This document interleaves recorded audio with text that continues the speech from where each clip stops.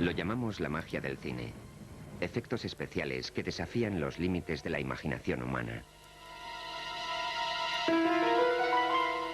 El viaje de las películas hacia el interior de nuestras mentes dura ya 100 años. Pero incluso en sus principios, los fantásticos viajes al sol o a las profundidades marinas siempre fueron su instinto motor. Quizá no nos resulte demasiado sorprendente que los primeros soñadores, los pioneros capaces de visualizar la fuerza y el potencial de esta nueva ilusión, fueran los magos. La historia entrecruzada de la magia y el cine se compone de un cúmulo de coincidencias y casualidades, determinación y suerte, no siempre buena. La historia da comienzo en Berlín, en 1884, cuando el empresario de teatro Max Hausinger descubre una interesante ilusión óptica cuando ensayaba una obra. Después de algunos experimentos se decide a incorporar este efecto a su espectáculo de magia, y así empezó su exitosa gira por Europa bajo el nombre artístico de Ben Ali Bey.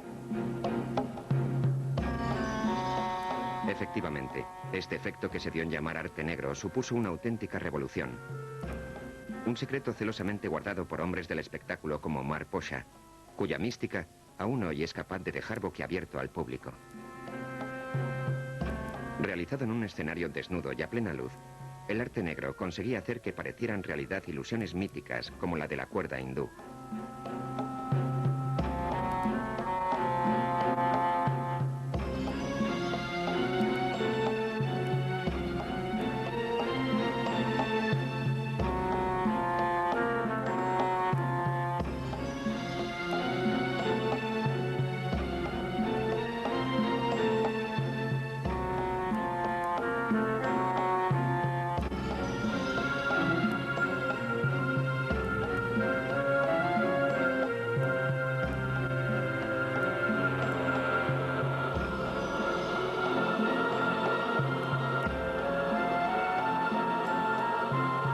Entre los numerosos magos que empezaron a investigar las posibilidades del arte negro para su magia, se encuentra Georges Méliès, el hijo de 26 años de un zapatero parisino. Nació en el seno de una familia pudiente y aún vio aumentada su riqueza tras el matrimonio. El sueño de Méliès era modernizar y darle un estilo nuevo al teatro del mago Robert Houdin. En 1888 le compró el teatro La Viuda de Houdin y a partir de entonces entró en vigor un exitoso acuerdo entre Méliès y otros magos. Pero una coincidencia que se produjo en 1895 cambió para siempre el rumbo de la vida de Méliès. Durante años, varias generaciones de fotógrafos habían tenido su estudio justo sobre el teatro. El padre de los hermanos Lumière, inventores de las películas con movimiento, también se dedicaba a la fotografía.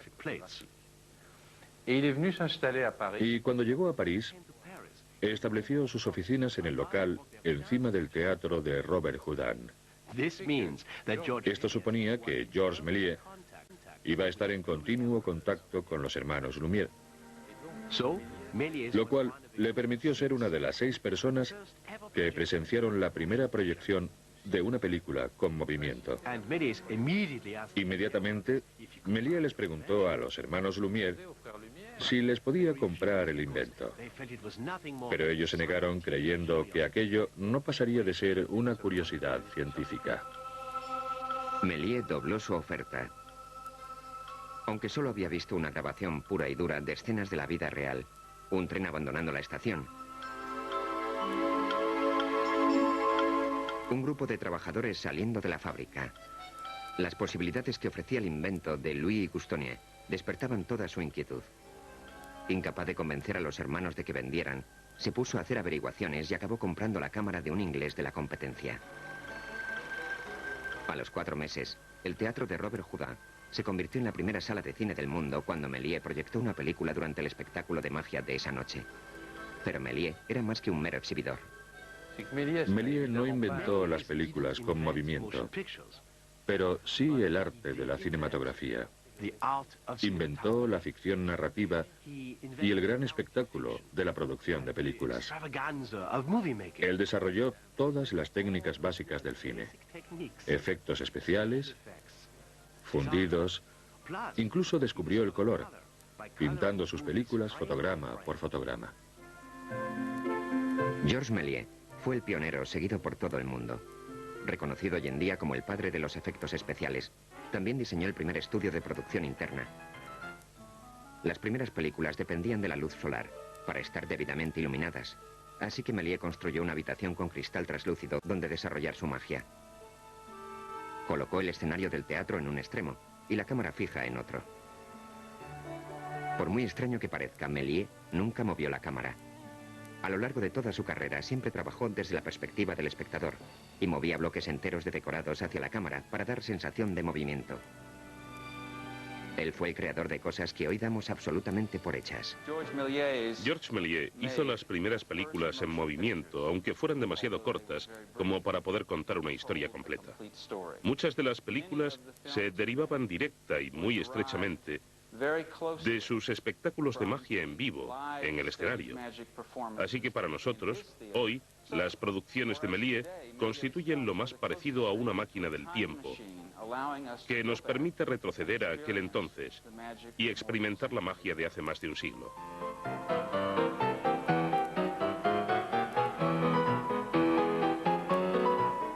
Fue una época movida por la fantasía de la imaginación. No había normas ni precedentes, así que inevitablemente algunas innovaciones maravillosas nacieron producto de la mera casualidad. Uno de los descubrimientos de efectos especiales realizados por Méliès resultó de una vez que la cámara se quedó sin película y tuvo que cambiarla. Pero antes de empezar a rodar con el nuevo rollo, algo había variado en el decorado. Cuando la revelaron y la observaron, de repente apareció un objeto como de la nada. Se dieron cuenta entonces de que habían creado una técnica básica de trucado de fotografía. Méliès era un artista dedicado por entero al compulsivo impulso de la producción de películas. Fue el primer gran contador de historias en el cine. El legendario director de principios del siglo XX, D.W. Griffith, entre cuyas obras destacan clásicos como El nacimiento de una nación o Intolerancia, dijo una vez en honor a Méliès: todo se lo debo a él. En tan solo 15 años, la compañía de Méliès, Star Films, produjo 498 películas. Pero su pasión no se vio recompensada con el éxito. Georges Méliès decidió que su carrera con las películas era un estrepitoso fracaso. Y desgraciadamente en aquel momento destruyó la mayor parte de sus producciones y otros materiales. Es muy triste que Méliès no consiguiera jamás extraer beneficios de este inmenso logro creativo, de cuya existencia era responsable. Hubo personas que robaron sus películas y las copiaron.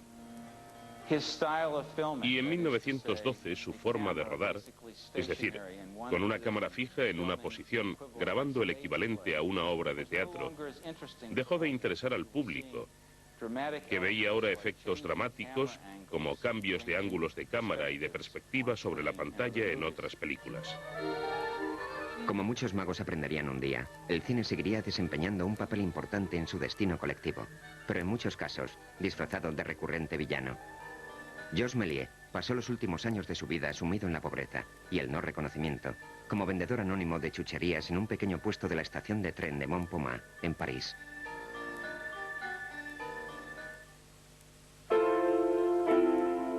En aquellos días no podía preverse que esa nueva tecnología fuera a suponer un cambio tan radical para sus creadores.